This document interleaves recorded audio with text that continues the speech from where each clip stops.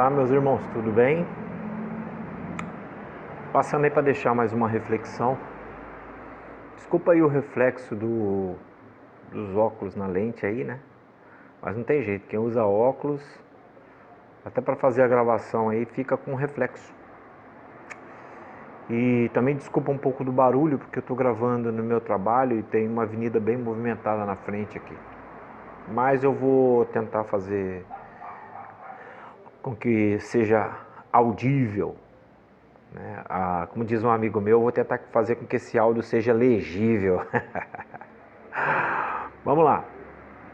Hoje eu queria falar um pouquinho sobre um tema que é muito recorrente nas mensagens, nas igrejas. Eu queria estudar um pouquinho com vocês sobre principados e potestades. Como eu estou no trabalho, eu trabalho aqui é um comércio, pode ser que chegue um cliente, eu vou ter que dar uma paradinha, mas tá bom, depois eu edito isso, tá? De vez em quando você vai me ver olhando também para lá, mas é porque eu estou tentando enxergar a porta do comércio, tá ok? Bem, então vamos lá.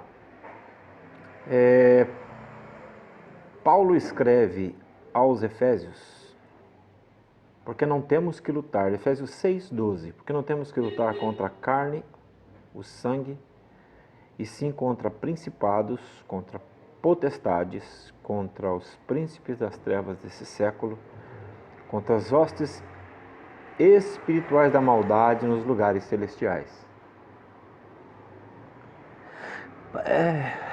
Esse texto ele é bastante complexo, porque cada vez que a gente lê esse versículo, ele é interpretado como sendo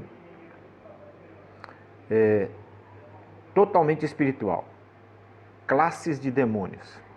Então é comum nós ouvirmos pregações onde as pessoas colocam: nós não temos que lutar contra a carne e contra o sangue, ou seja, contra os nossos irmãos, não temos que lutar contra homens, mulheres, mas temos que lutar com principados, com potestades, com o príncipe das trevas.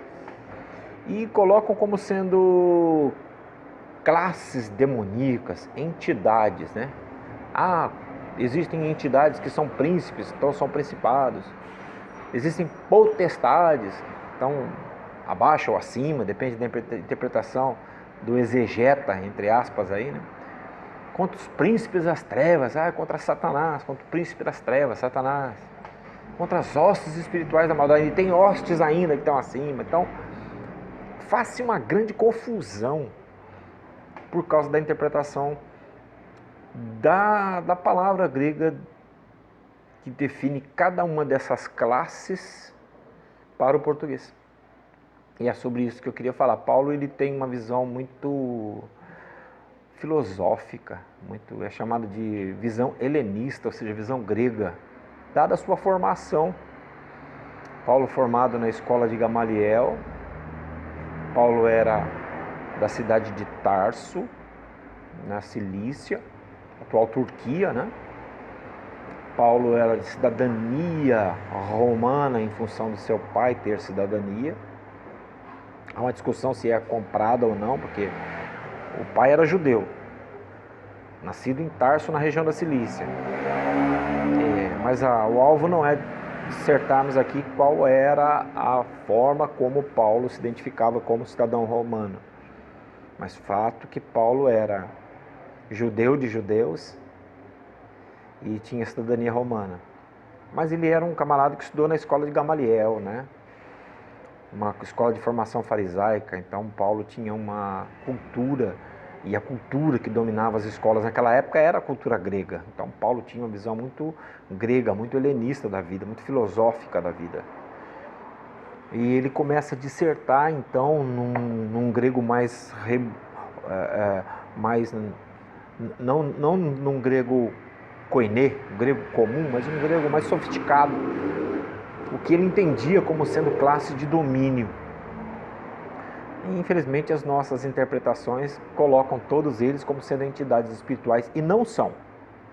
Eu vou explicar nesse vídeo aquilo que realmente significa essas classes que Paulo elenca, e aí dessas classes apenas uma classe ela é espiritual. E é sobre isso que eu quero falar hoje. ele dá uma descrição exata de como é o mundo metafísico, né? Como o mundo espiritual influencia o mundo físico. Isso é verdade. Isso Paulo ele não deixa dúvida, ele deixa claro isso aqui nessa reflexão, aliás, nessa escrita à igreja de Éfeso, né? Aos Efésios. E ele mostra, fala, vocês precisam entender que há uma estrutura de domínio, que o Evangelho veio para romper essa estrutura de domínio. O Evangelho de Cristo veio para transformar, como ele fala em Romanos 12, a forma de pensamento e transformando a mente, renovando a mente, a uma transformação de vida. Isso que o Evangelho proporciona. Então o Evangelho de Cristo, se ele chegar no lugar e ele não provocar uma renovação da forma de pensamento, que gera uma transformação de vida, não houve novo nascimento. É isso que Paulo está falando. Mas existe uma estrutura de pensamento que é influenciada pelo reino espiritual, inclusive, que precisa ser combatida, precisa ser entendida para que caia por terra essa estrutura, ok? Então é sobre isso que a gente vai falar.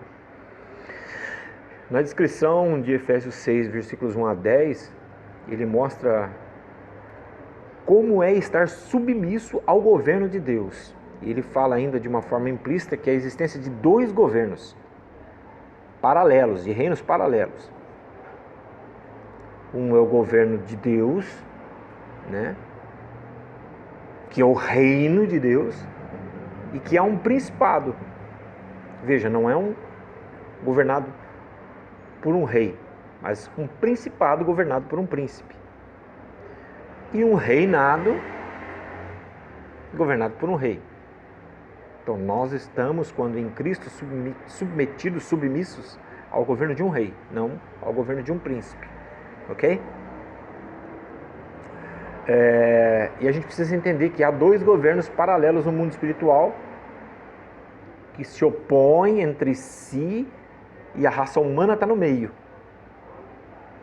Esses dois governos, o reino e o principado, eles não lutam por causa do reino animal. Ele não luta por causa de uma besta fera do campo, por causa de um réptil. Ele não luta por causa dos peixes, ele não luta por causa da cadeia ecológica, ele não luta por causa de uma bactéria, de um protozoário, de um vírus. Não há luta entre o reino e o principado, o reino de Deus e o principado de Satanás. Não há luta por causa de outra coisa, senão algo que está no meio, que é a raça humana. Eu e você. O reino de Deus luta por nós e o principado de Satanás também luta por nós. Há uma constante luta para ver quem vai ficar com esse espólio de guerra que é a raça humana. Um pouco complexo de entender isso, porque que Deus deixa que isso aconteça, mas isso é um tema para um outro vídeo, ok? Eu não vou tratar nesse vídeo do reino eterno de Deus, do reino do domínio de Deus, não. A ideia é falar sobre esse versículo que nós lemos de Efésios 6, capítulo 6, verso 12, elucidando quem são essas classes que Paulo fala à igreja de Éfeso, para que a gente possa entender melhor, ok? Eu vou sugerir para nós um rearranjo na ordem do versículo para facilitar a compreensão daquilo que eu quero passar, que eu quero explicar. O original está escrito assim: porque não temos que lutar contra a carne e contra o sangue, carne e sangue, mas sim contra principados, potestades, príncipe das trevas deste século, contra as hostes espirituais da maldade nos lugares celestiais. Então veja, não é contra a carne e contra o sangue, mas sim contra principados, potestades, príncipe das trevas deste século e contra as hostes espirituais da maldade nos lugares celestiais. Só que agora eu vou fazer um rearranjo, eu vou virar esse versículo assim, ó, ao contrário. Então eu inverto agora. Rearranjo, vou fazer um rearranjo. Porque temos que lutar contra hostes espirituais da maldade nos lugares celestiais, príncipe das trevas, ou príncipes das trevas deste século, aqui que eu quero que você preste atenção, deste século, hostes espirituais da maldade no reino espiritual, mas príncipe das trevas deste século. Contra potestades, abaixo do príncipe das trevas desse século, potestades. Contra principados. E não contra sangue e carne, seres humanos. Lutaremos contra hostes espirituais da maldade nos lugares celestiais. Príncipe das trevas deste século aqui, desse mundo tenebroso de trevas em algumas traduções, principados, está aqui nesse mundo ainda. Aliás, potestade está aqui nesse mundo e principados, e não contra homens de carne e sangue. É aqui que pega. Porque de todos esses patamares, apenas um aqui em cima, hostes espirituais da maldade nos lugares celestiais. Esses são seres espirituais. Daqui para baixo, não são seres espirituais. Príncipe das trevas deste mundo. Demônios estão em posição de governo. Alguns demônios estão em posição de governo. A palavra diz isso. Existem classes demoníacas que estão em posição de governo e que influenciam homens nesse mundo, no presente século. Então, anjos caídos, que estão sob a regência de Satanás, o príncipe da Pérsia, o príncipe de Tiro e Sidom, o príncipe do Egito, está lá na descrição de Ezequiel. São hostes espirituais da maldade nos lugares celestiais que influenciam seres humanos. A segunda classe que Paulo determina aqui, que Paulo elenca, os príncipes das trevas deste século. No original grego a palavra é cosmocratas, que traduzido seriam dominadores desta treva, desse mundo de trevas, ou seja, aqueles que dominam essa treva. Qual treva? O mundo em trevas, o mundo sem a luz de Cristo, o mundo sem a luz do Evangelho, o mundo sem a luz de Deus revelada através de Jesus Cristo. Mundo em trevas, mundo em pecado. Existem príncipes que governam. Você consegue imaginar? Não vou nem falar nome.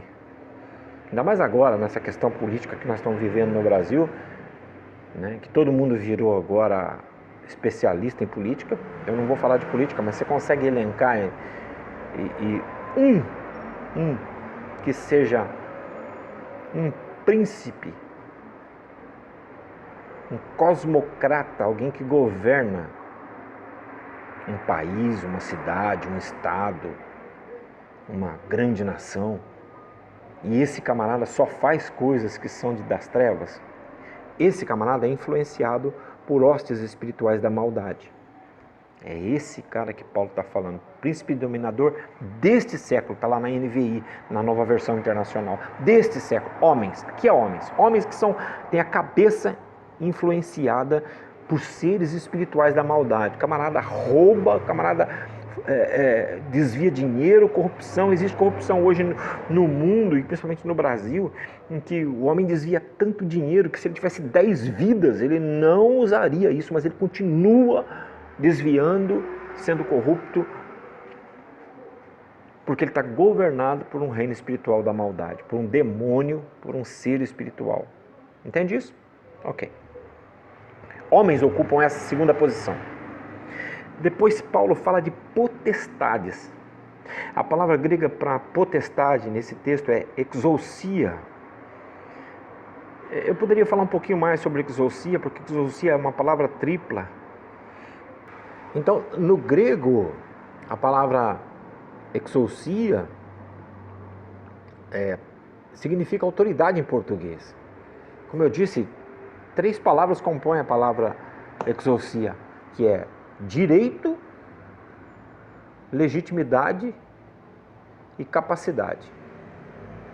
Quem tem direito, mas não tem legitimidade ou capacidade, não tem autoridade. e assim com qualquer uma das três palavras que compõem a palavra exousia. Potestade, então, é o direito, a legitimidade e a capacidade de exercer autoridade sobre alguém ou algo. Príncipe das trevas deste mundo tenebroso, ou deste mundo tenebroso de trevas, por vezes têm direito, estão lá de forma legítima e são capazes de exercer autoridade. Por isso são potestades, são autoridades sobre os demais, liderados por eles. Depois Paulo fala o seguinte, olha, nós temos que lutar contra principados. E aí a palavra grega para principado é arcás, que é traduzido por principado ou forma de pensamento estabelecido. Então, o principado é, na verdade, o resultado da autoridade exercida por um príncipe que gera uma forma de pensamento. Os governados por um príncipe são principados, mas pensam de acordo com o príncipe, ou com a sua forma de governo. Príncipes das trevas desse mundo tenebroso, que exercem autoridade e formam pensamentos, formam estruturas de pensamento estabelecida por esse príncipe que é governado por uma hoste espiritual da maldade, que faz esse principado ser gerado através de uma autoridade que lhe foi conferida, de forma legítima, lhe estabeleceu direito e ele é capaz de fazer isso. E não contra seres humanos, contra carne ou sangue. Agora veja uma pessoa, vamos pegar uma família como exemplo. Um pai de família que era um homem sem Cristo, que vivia nas trevas, governado, influenciado por um reino espiritual da maldade, por um príncipe, por um demônio, ele era um príncipe dentro dessa treva, desse mundo tenebroso de treva, que tem autoridade paternal, familiar, instituída, né? Ele é o chefe da família, ele é o provedor, enfim, ele domina sobre os filhos, sobre a esposa em alguns casos, na maioria dos casos, ele impõe por essa autoridade que é de direito paternal e pela capacidade que ele tem de impor e de forma legítima, porque ele é o pai de família, ele é um tirano, mas ele é um príncipe governado por um reino espiritual que exerce a potestade que faz com que os filhos pensem do jeito que ele quer, ou pelo menos ajam da forma como ele quer, mesmo não pensando do jeito que ele pensa, mas agem por imposição. Esse homem, o Evangelho de Cristo alcança esse cara. É um exemplo simples que eu dou. O Evangelho alcança esse homem. E de repente essa forma de governo espiritual é trocada, ela é retirada. O demônio, os seres espirituais que governavam a mente desse homem, começam a dar lugar, saem fora e começa a entrar o Evangelho de Cristo, começa a mudar a cabeça desse homem. A forma de pensar, a forma de agir. Mas veja, os filhos foram a vida toda governados, e a esposa e a casa, por um jeito de pensar. Vamos supor que os filhos foram criados em levar vantagem em tudo, em fazer aquilo que é errado para se dar bem, e o pai pensava assim, de repente o Evangelho entra, muda a cabeça desse pai, e esses filhos já foram criados, é um principado, uma forma de pensamento estabelecida na família. Percebe? Então, por isso que Paulo diz que nós não temos que lutar contra a carne e o sangue, mas contra essas hostes espirituais. E a hoste espiritual da maldade, uma vez que ela foi retirada e entrou o Evangelho de Cristo, daqui até a transformação da forma de pensamento da família, tem um gap, tem uma distância, que é só o Evangelho que vai entrando, renovando a mente, para que haja transformação no jeito de pensar da família como um todo. Agora, escalona isso para o seu bairro, para a sua cidade, para o seu estado e para o seu país. E para o mundo. Imagina as estruturas que precisam ser rompidas, porque depois que as pessoas têm estabelecido uma forma de pensamento como principado, por alguém que exerceu uma autoridade, que era príncipe das trevas desse mundo, governado por ossos espirituais da maldade. Para você mudar aqui embaixo, nós não podemos lutar contra a carne e contra o sangue, é isso que Paulo fala. Para mudar essas pessoas, essa classe de baixo aqui, essa classe base da pirâmide, é preciso mudar outras estruturas de forma de pensamento, principados, através de uma potestade, de uma autoridade exercida por um novo príncipe ou por um príncipe com a sua mente refeita de acordo com as coisas que agora são do reino de Deus. Entende? Porque não lutamos então contra a carne e contra o sangue? E como é difícil mudar essas estruturas? Muito bem, eu espero que você tenha entendido isso. Qualquer dúvida, deixe aí nos seus comentários. Aliás, qualquer comentário, crítica ou discordância ou concordância, deixe aí nos seus comentários que eu leio todos e hoje a gente vai conversar a respeito. Eu vou também emitir mais opinião com base nos comentários ou quem sabe até fazer um outro vídeo para esclarecer melhor isso. Espero que vocês tenham entendido essa minha forma de interpretação de Efésios 6:12 e a estrutura que Paulo apresenta como sendo a estrutura espiritual e humana, influenciado por esse reino espiritual. Deus abençoe a todos, tenham uma ótima reflexão em cima desse vídeo, tá bom? Grande abraço, fiquem com Deus, até uma próxima oportunidade. Tchau, tchau.